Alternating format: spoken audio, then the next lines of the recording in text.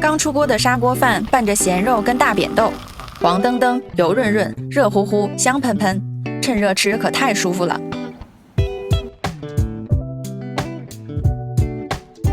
上个月去同事的奶奶家，吃到了目前为止最好吃的咸肉菜饭，厚着脸皮找奶奶讨了方子，今天就来试一试。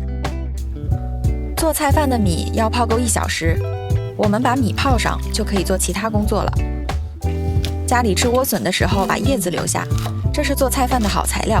莴笋叶洗净后切碎，热锅冷油，加猪油化开，把莴笋叶放进去翻几下，加适量糖调味。上海川沙地区会在菜饭中放当地的扁豆，正巧红扁豆上市了，我们洗净后摘去纤维，中间豪爽地掰开。咸肉提前泡10分钟，切成丁。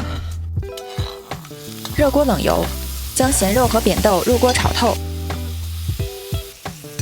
同样加适量糖调味。农家做菜饭是用土灶和铁锅的，我们今天用砂锅来做。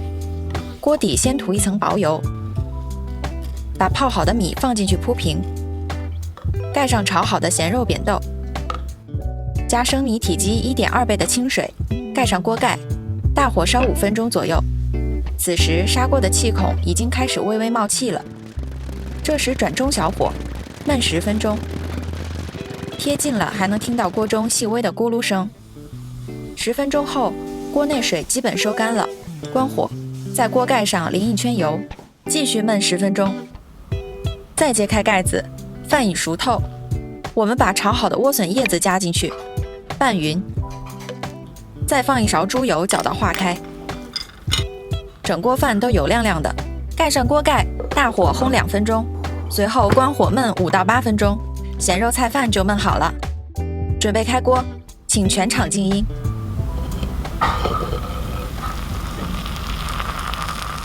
米饭油润喷喷香，锅巴一咬嘎吱脆，这饭吃3碗都不够。大米真的是人间慰藉啊！